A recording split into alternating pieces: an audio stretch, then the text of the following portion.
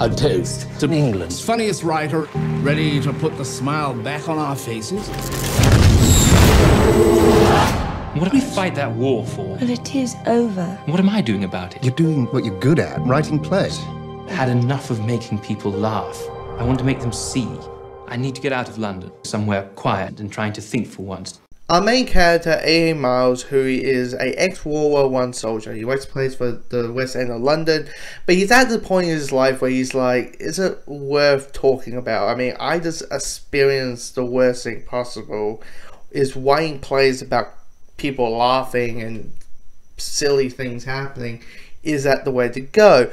I should write something truthful and meaningful. So he gets his family, his wife and his son, Christopher Robin, to a house in the woods. Hopefully he can write about this war book he wants to write. People are doubting him, and spending time with his son, he realizes that that's not the right thing to do. What I should write is something hopeful and happiness and something that people can stake to.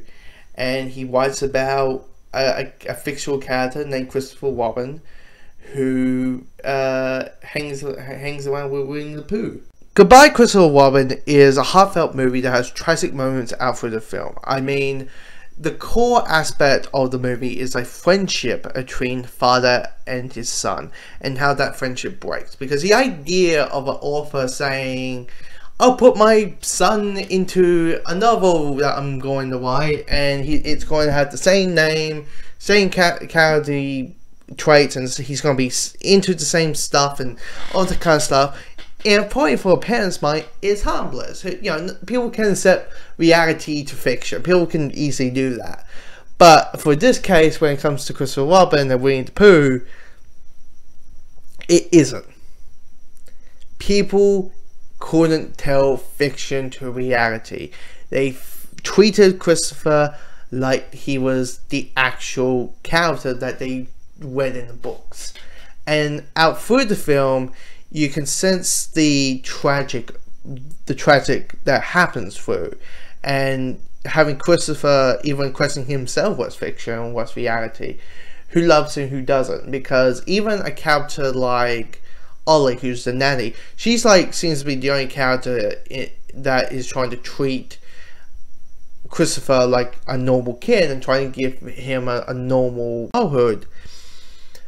But when life happens, even she gets the effects of Christopher being betrayed, and it hurts you to see him in this due to the fact you know the situation that he's in.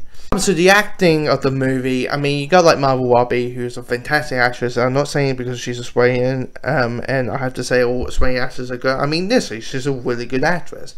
And she plays Daphne, who's the wife of AA. Daphne is a character who's very straightforward.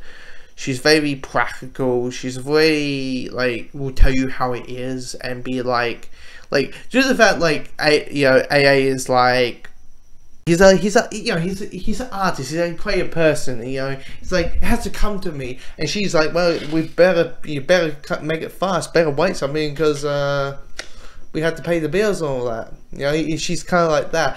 To the point of like, in my brain while watching the movie, I'm like, she probably told Christopher that Santa Claus wasn't real by the age of 3. Like, that's probably what happened.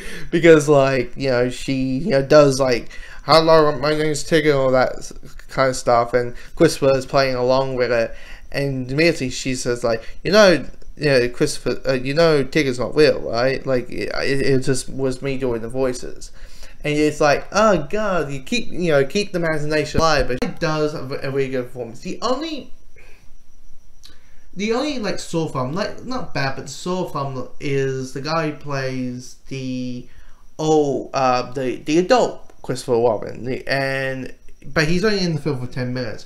It's just he feels miscast.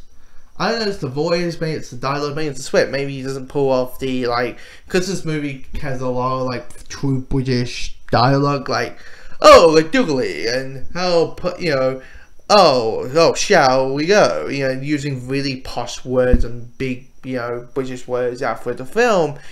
it seems like it didn't land. Felt like he felt a bit off, but due to the fact he's only in the movie for like 10 minutes, it's not that big of a thing. But yeah, this movie is a heartfelt movie, and I think if you have a chance to see this in the cinemas, and you have seen Justice League, you're saving up for Star Wars, but you feel like you want to see a movie of Dream, go see this. Evening news will put Christopher on the front page.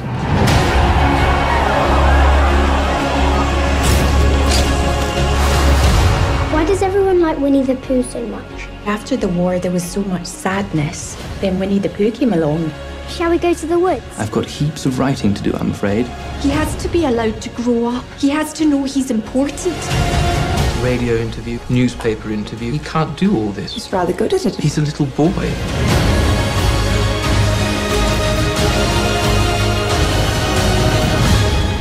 Come on then.